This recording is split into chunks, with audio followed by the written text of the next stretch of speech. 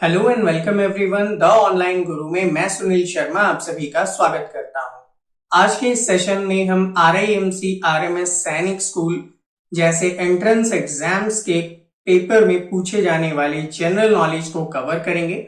और general knowledge में आप सभी ने अगर सिलेबस देखा होगा तो करंट अफेयर्स से रिलेटेड टॉपिक्स आपके लिए हमेशा से एग्जाम में बने रहते हैं। तो आज के इस सेशन में हम 16 से लेकर 31 अगस्त 2023 तक के इंपॉर्टेंट करंट अफेयर्स को कवर करने जा रहे हैं और ऐसे ही रेगुलर सेशंस हम आपके लिए लेकर आते हैं। तो इन सभी को देखने के लिए चैनल को सब्सक्राइब कर बेल आइकन प्रेस करना ना भूलिएगा। तो चलिए शुरू करते हैं। सबसे पहले हम लोग बात करेंगे 77th इंडिपेंडेंस डे के प्रोग्राम के टाइम। वहां पे क्या किया गया, प्राइम मिनिस्टर नरेंद्र मोदी ने एक अपना विजन रखा और विजन क्या था कि जो रूरल वुमेन्स हैं उनको एम्पावर करना है। कैसे आप इन्हें एम्पावर करेंगे, तो उनके लिए जो सेल्फ हेल्प ग्रुप होते हैं जिसे आप शॉर्ट में SHG कहते हैं, स्वयं सहायता समूह भी आप इसे कहते हैं, इस सेल्फ हेल्प ग्रुप को क्या करना है, 2 करोड़ लखपति दीदी निकाल कर देना है। इसका मतलब इन सभी सेल्फ हेल्प ग्रुप में एट प्रेजेंट इंडिया में अराउंड 10 करोड़ वुमेन्स जो हैं वो काम कर रही हैं। इन 10 करोड़ वुमेन्स में से टारगेट हमारा ये है कि एटलीस्ट 2 करोड़ वुमेन्स जो हैं वो लखपति बन जाए, यानी कि मिलियनेयर बन जाए through out a self help group. अब ये जो सेल्फ हेल्प ग्रुप होंगे इनको प्रमोट करने के लिए गवर्नमेंट की तरफ से 15,000 वुमेन को यहाँ पे लोन प्रोवाइड करवाए जाएंगे ताकि वो लोग क्या कर सकें, अपने बिजनेस को और आगे बढ़ा सकें। और इसी के साथ में उनको ट्रेनिंग भी दी जाएगी ताकि वो लोग क्या कर सकेंगे, ड्रोन से रिलेटेड असेंबलिंग वगैरह के काम को सीख सकेंगे और उनके रिपेयर असेंबलिंग रिलेटेड काम करके भी यहाँ पे अर्निंग्स जनरेट कर सकेंगी। नेक्स्ट न्यूज में बात करते हैं अगेन 77th इंडिपेंडेंस डे से रिलेटेड, जहां पे इंडियन आर्मी ने इनॉग्रेट कर दिया भगत ब्रिज को। अब ये जो भगत ब्रिज है ये कहां पे इनॉग्रेट किया गया है, तो दाना विलेज है जो कि LOC का हमारे लिए लास्ट विलेज के रूप में आता है इन मचल sector of Jammu and Kashmir. तो जम्मू एंड कश्मीर के मचल सेक्टर का जो लास्ट विलेज है वहां पे आपके लिए आता है दाना विलेज। और दाना विलेज में एक ब्रिज इनॉग्रेट किया गया, जैसा कि आप यहाँ इमेज में देख पा रहे हैं। ये ब्रिज का नाम रखा गया है भगत ब्रिज। भगत ही नाम क्यों रखा गया, क्योंकि यहाँ पे मेजर भगत सिंह थे जिन्हें वीर चक्र अवार्ड मिला 1965 के वॉर के टाइम पे। इन्होंने बहुत अच्छे से बैटल को फॉट किया था, इस वजह से इनके नाम पे इस ब्रिज का नाम भगत ब्रिज के रूप में रखा गया है। ये जो ब्रिज होगा ये दन्ना विलेज को कनेक्ट करेगा कहां से, रेस्ट ऑफ इंडियन पार्ट से।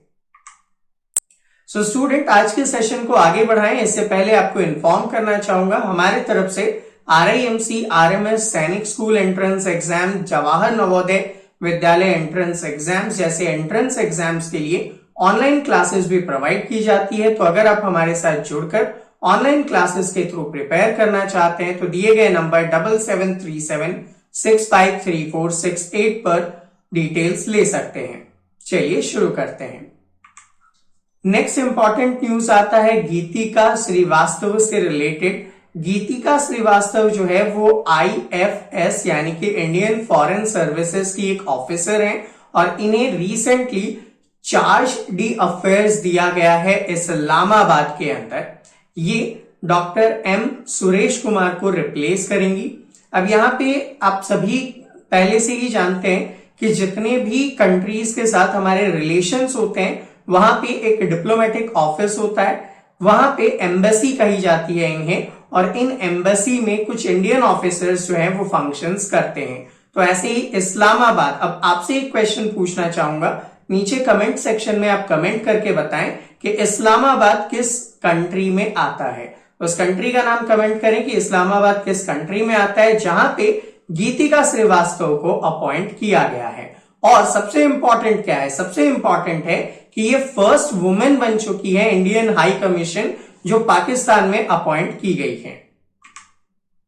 नेक्स्ट न्यूज आती है इंडियन एयरफोर्स से रिलेटेड। इंडियन एयरफोर्स ने अपना एक कंटीजेंट भेजा है एक्सरसाइज ब्राइट स्टार 23 में पार्टिसिपेट करने के लिए।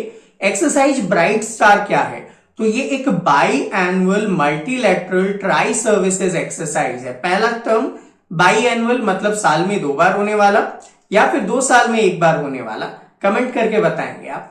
दूसरी चीज ट्राई सर्विस यानी कि आर्मी, नेवी, एयरफोर्स तीनों ही इसमें पार्टिसिपेट करती है। एंड मल्टीलैटरल होने का मतलब बहुत सारे नेशंस इसमें पार्टिसिपेट करते हैं। यहां पे अगर हम लोग बात करें कि फर्स्ट टाइम इंडियन एयरफोर्स ने इसमें पार्टिसिपेट किया है, इस वजह से ये हमारे लिए इंपॉर्टेंट हो जाता है। कब से कब तक ऑर्गेनाइज हो रहा है? तो 27 अगस्त से लेकर 16 सितंबर तक ऑर्गेनाइज हो रहा है। कहां ऑर्गेनाइज हो रहा है ये आपके लिए इंपॉर्टेंट होगा। तो इजिप्ट के कायरो में इसे ऑर्गेनाइज किया जा रहा है। कौन कौन सी कंट्री इसमें पार्टिसिपेट कर रही हैं? तो United State, Saudi Arabia, Greece and Qatar इसमें पार्टिसिपेट कर रही हैं। आगे बढ़ने से पहले आपको बताना चाहूंगा, बीच बीच में मैं आपसे ऐसे ही रेगुलर क्वेश्चंस पूछता रहूंगा, जिनके अगर आप कमेंट्स में आंसर करते जाते हैं तो आपका भी एंगेजमेंट क्लासेस में बनेगा और आपको भी लगेगा कि आप क्लासेस को एक्चुअल में ज्वाइन कर रहे हैं। तो जितने भी क्वेश्चंस आपसे पूछे जाते हैं आप डेफिनेटली नीचे कमेंट सेक्शन में आंसर जरूर कीजिएगा।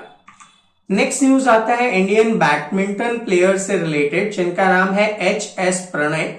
एच.एस. प्रणय जो है वो ब्रॉन्ज मेडल लेकर आए हैं मेंस सिंगल में। और ये जो मेंस सिंगल टूर्नामेंट था ये BWF वर्ल्ड बैडमिंटन चैंपियनशिप 2023 का मेंस सिंगल टूर्नामेंट के रूप में जाना जाता है। यहां पे ये सेमीफाइनल में थाईलैंड के कुनलावुत वितित्सर से डिफीट हो गए थे, जिस वजह से इन्हें ब्रॉन्ज मेडल के साथ ही रहना पड़ा।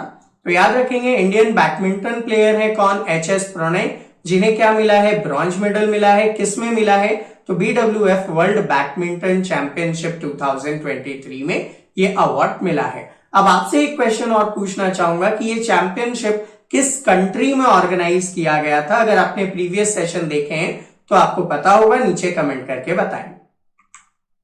नेक्स्ट न्यूज आती है G20 से रिलेटेड, और आप सभी जानते हैं कि इंडिया 2023 में G20 की प्रेसिडेंसी कर रहा है।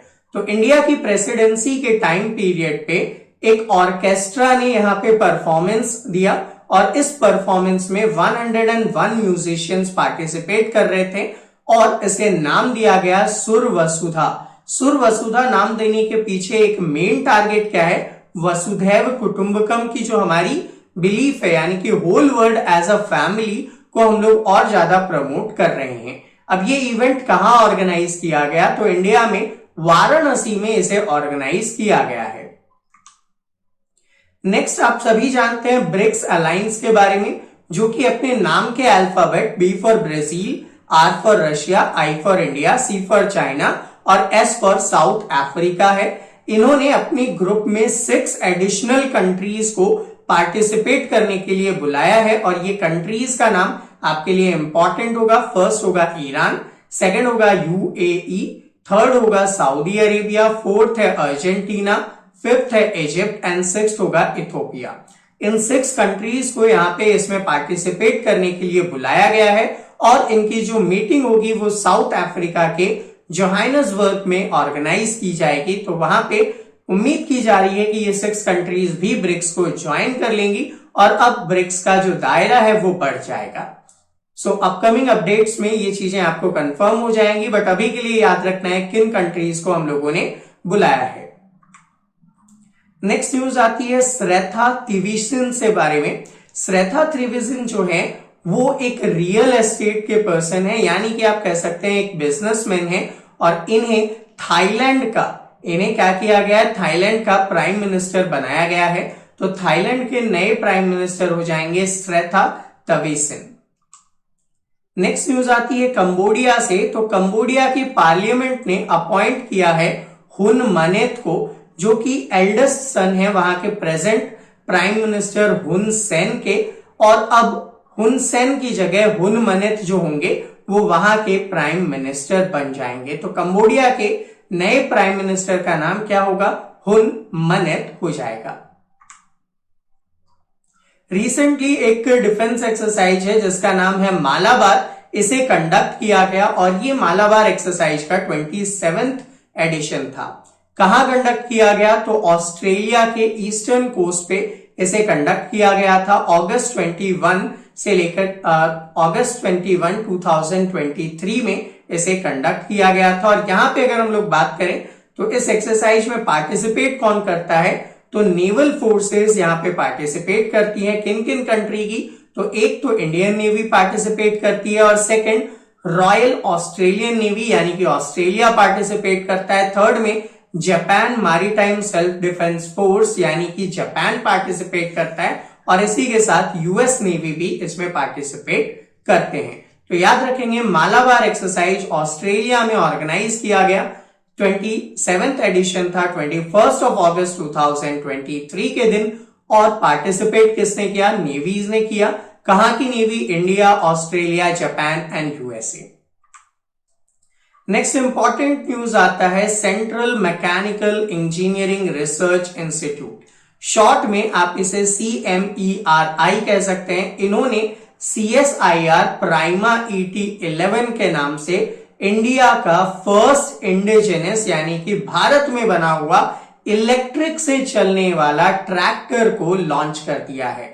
जी हां, ट्रैक्टर जैसे हैवी मशीन्स को भी इलेक्ट्रिक व्हीकल्स के रूप में कन्वर्ट किया गया है। तो इसका नाम क्या है? CSIR prima ET11। ये इंडिया का फर्स्ट इंडिजिनस ई ट्रैक्टर हो जाएगा। और इसे लॉन्च किसने किया? तो साइंस एंड टेक्नोलॉजी मिनिस्टर हैं जितेंद्र सिंह, इन्होंने इसे लॉन्च किया है। नेक्स्ट न्यूज आती है union minister doctor Jitendra Singh से ही रिलेटेड। इन्होंने क्या किया? नमो 108 नाम से एक लोटस फ्लावर की वैरायटी को लॉन्च किया, जिसे बनाया है CSIR NBRI के कुछ साइंटिस्ट ने मिलकर।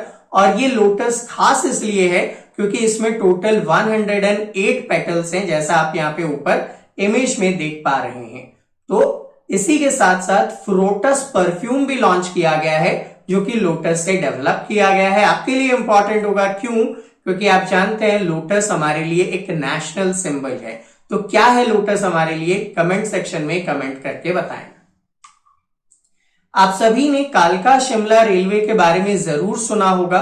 कालका शिमला रेलवे जो है वो यूनेस्को का वर्ल्ड हेरिटेज साइट के रूप में जाना जाता है, लेकिन रिसेंटली हिमाचल प्रदेश में बाढ़ आने की वजह से, फ्लड होने की वजह से इसके मेजर एरियाज को डैमेज झेलना पड़ा है। बहुत सारे इसके रीजन में डैमेज हुआ है, जिसे अब रिकंस्ट्रक्ट किया जाएगा। तो आपसे पूछा जा सकता है कालका शिमला रेलवे से रिलेटेड, ये एक यूनेस्को का वर्ल्ड हेरिटेज साइट है। दूसरी चीज, इसे ब्रिटिशर्स टाइम पे बनाया गया था ताकि कलकत्ता से शिमला को कनेक्ट किया जा सके। क्यों किया जा सके? क्योंकि शिमला जो थी वो इनकी समर कैपिटल ऑफ इंडिया के रूप में जानी जाती है। तो समर कैपिटल ऑफ इंडिया को कनेक्ट करने के लिए यहाँ पे कालका शिमला रेलवेज डेवलप की गई थी। और आपसे एक क्वेश्चन पूछूंगा, यूनेस्को का फुल फॉर्म क्या है? नीचे कमेंट सेक्शन में कमेंट करके बताइए। नेक्स्ट न्यूज आता है 3D टेक्नोलॉजी से रिलेटेड। तो रिसेंटली 3D प्रिंटिंग टेक्नोलॉजी का यूज करते हुए एक पोस्ट ऑफिस को बनाया गया, जिसका इमेज आप यहाँ पे देख पा रहे हैं। इसे लॉन्च किया यूनियन मिनिस्टर अश्विनी वैष्णव जी ने। कहां पे लॉन्च किया? बेंगलुरु में किया, और प्लेस का नाम है कैम्ब्रिज लेआउट। सो बेंगलुरु के कैम्ब्रिज लेआउट में इंडिया का फर्स्ट 3D प्रिंटिंग की मदद से पोस्ट ऑफिस को बनाया गया, जिसे इनॉग्रेट किया गया। बनाने का काम लार्सन एंड टुब्रो, शॉर्ट में आप LNT के रूप में इन्हें जानते हैं, इन्होंने किया है। और जस्ट 43 डेज में इस पोस्ट ऑफिस का कंस्ट्रक्शन किया गया। आप सभी ने अग्निकुल कॉस्मोस के बारे में जरूर सुना है, जो कि इंडिया का फर्स्ट फर्म है ऐसा जो कि प्राइवेटली ओन्ड है, यानी कि इंडिया का स्पेस रिसर्च में काम करने वाला फर्स्ट प्राइवेट एंटिटी है, जिन्होंने क्या किया? एक नया रॉकेट अपना प्रेजेंट किया है, और इस रॉकेट का नाम अग्निबाण सॉर्टेड रखा गया है। Full form sub orbital technological demonstrator, और इसका यूज यहाँ पे ये अपकमिंग टाइम में करने वाले हैं। आपको अग्निकुल कॉस्मोस इसलिए भी याद रखना है क्योंकि इन्होंने फर्स्ट 3D प्रिंटेड एक मशीन या इंजन डेवलप किया था अपने रॉकेट्स के लिए, जिसका नाम था अग्निलेट इंजन। यहां पे इस रॉकेट को लॉन्च करने में अग्निलेट इंजन का ही यूज किया जाएगा। आप सभी जानते हैं राजस्थान के चीफ मिनिस्टर अशोक गहलोत के बारे में। इन्होंने रिसेंटली मुख्यमंत्री निशुल्क अन्नपूर्णा फूड पैकेट स्कीम को लॉन्च किया है इंडिपेंडेंस डे पे। यहां पे अगर बात की जाए तो जितनी फैमिलीज राजस्थान में नेशनल फूड सिक्योरिटी एक्ट के थ्रू कवर्ड होती है, उन्हें मंथली बेसिस पे एक अन्नपूर्णा फूड पैकेट अवेलेबल करवाया जाएगा, फ्री अवेलेबल करवाया जाएगा फेयर प्राइस शॉप्स या कि रेशन शॉप्स में इनको उपलब्ध करवाएंगे। इन पैकेट्स में आपको gram, pulses, sugar, iodize salt, soybean refined edible oil, chilli powder, coriander powder and turmeric powder जैसी चीजें उपलब्ध करवाई जा रही है and all of these are free of cost. तो यहां पे इनका मोटो क्या रखा गया है, that no one goes hungry, यानी कि कोई भी भूखा ना सोए। इस इनिशिएटिव के साथ यहां पे सीएम अशोक गहलोत जी ने इस स्कीम को लॉन्च किया है।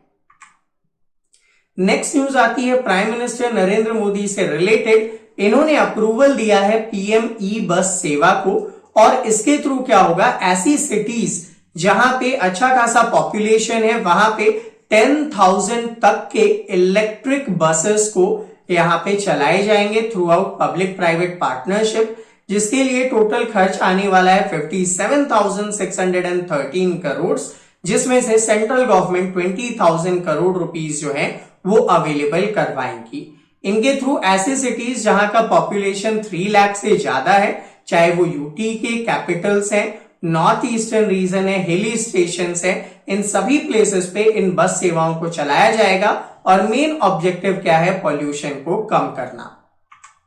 सो स्टूडेंट, ये था हमारा आज का सेशन। आई होप आप सभी को इजीली समझ में आया हो। अगर आपसे ये सेशन हेल्पफुल लगता है तो इस सेशन को लाइक कीजिएगा, साथ ही साथ अपने सभी फ्रेंड्स के साथ इसे आप शेयर कीजिए एंड अगर ऐसे ही रेगुलर सेशंस आप चाहते हैं तो चैनल को सब्सक्राइब करके बेल आइकन प्रेस करना ना भूलिएगा, ताकि अपकमिंग सेशंस के नोटिफिकेशंस आपको टाइमली मिल सके। मिलता हूं आपसे अगले सेशन में, तब तक के लिए जय हिंद।